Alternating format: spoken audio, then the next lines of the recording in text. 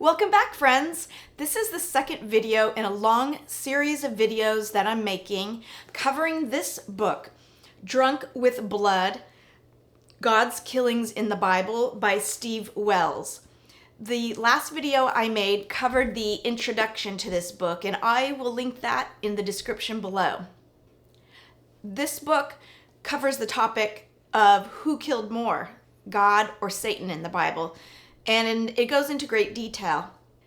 This book not only covers the killings in the Bible, but it is also, being the second edition of this book, it's covering the killings in the Apocrypha, which many Christians believe that to be sacred text or sacred scripture as well, particularly in the Catholic religion.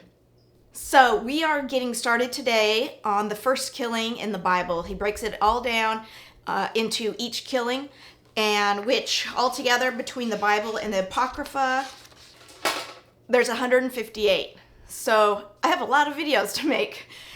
And so let's get started. I'm changing my life and I won't look back ever again. So what I do is I pretty much just read out of this book. That's what I did when I covered the introduction. I don't usually read the scriptures, but I do put them on the screen for you. I mostly read his commentary. He has a great sense of humor, and as I said in the other video, we're dealing with very sinister, deep things, disturbing things that happened in the Bible. So you really do need to have a good sense of humor when talking about these things. So we're going to start with Genesis, and we are going to cover the first killings in the book.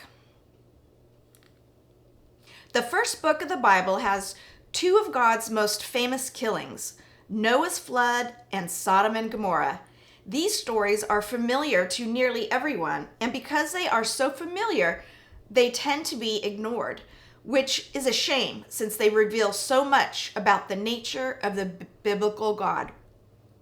In the flood, God set an example for Christian parents everywhere. Don't bother teaching your children to behave well. If they misbehave, drown them all. Drown them for all I care. And in the story of Sodom, we learn what it means to be just and righteous, he quotes, in the eyes of the Lord. It means to be like Lot, who was the only person in Sodom that God considered worth saving. Lot offered his virgin daughters to a vicious mob of angel rapers and then got drunk and impregnated them. You are sick. The other Genesis killings have important morals also. Don't look back. Don't be wicked in the sight of the Lord. And for God's sake, don't spill your seed on the ground. And if someone has sex with your sister, kill every male in town after cutting off their foreskins and then enslave their wives and children. These are the things that are all in the book of Genesis. Okay, so number one, we're going to be talking about the flood of Noah. All flesh died that moved upon the earth. And then he says, God's first killing is hard to beat. He killed everything. Here's how he described it. And then these are the scriptures that he quotes, and he's quoting from the King James. So you can go back and read those scriptures if you want, but I'm not going to take the time to do it on this video. I'm more interested in his commentary. So the killing contest is over. God, in his very first killing, wins the prize. The guy who killed everything on the face of the earth is the world's top killer. He beats Hitler, Stalin, Pol Pot, Genghis Khan. All those guys, maybe not in terms of the number killed, but certainly in percentage. You just can't beat 100%. Of course, God has his reasons. God always has his reasons. Okay, and then he quotes Genesis 6:11 through 13. Humans were wicked. They had bad thoughts, and the whole earth was violent and corrupt. So, what's a good God to do? Well, you might think he'd start a school to teach people how to behave, have them go to counseling, get them interested in other stuff, like baseball or something.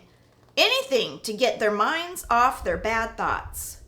But no, God decided to drown them all. It was the best he could think of at the time. He was having bad thoughts. The whole earth was filled with violence, so God killed everything on earth. And then he says, at least he found a non-violent solution to the problem. But still, I don't quite get it. Did God drown the animals because they were too violent? Didn't he make them that way in the first place? Either at creation or after the fall of Adam? But here is the excuse that I like the best. And he quotes Genesis 6, 5 through 6, and I will read this. It says, God saw that the wickedness of man was great in the earth, and that every imagination of the thoughts of his heart was only evil continually. And he repented the Lord that he had made man. And here's what God says after he finishes the job and smells the burning flesh of Noah's sacrifice. The smell of burning flesh ought not offend his nose.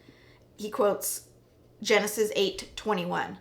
The Lord smelled a sweet savor, and the Lord said in his heart, I will not again curse the ground any more for man's sake, for the imagination of man's heart is evil from his youth. Neither will I again smite any more every living thing as I have done. Now here's his commentary. God regrets making humans because they have bad thoughts. So he kills them all. Then he regrets killing them because they still have bad thoughts. What kind of bad thoughts? I am a sinner. I drink. I have bad thoughts. At least he fixed the problem. See, this guy, he's got a good sense of humor. The mind of God is a frightening thing. Okay, so God drowned every person on earth except for Noah and his family. How many would that be? Well, the flood was supposed to have happened around 2400 BCE.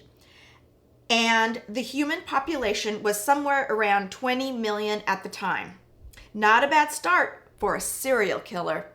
Well, that wraps up the first killing in the Bible.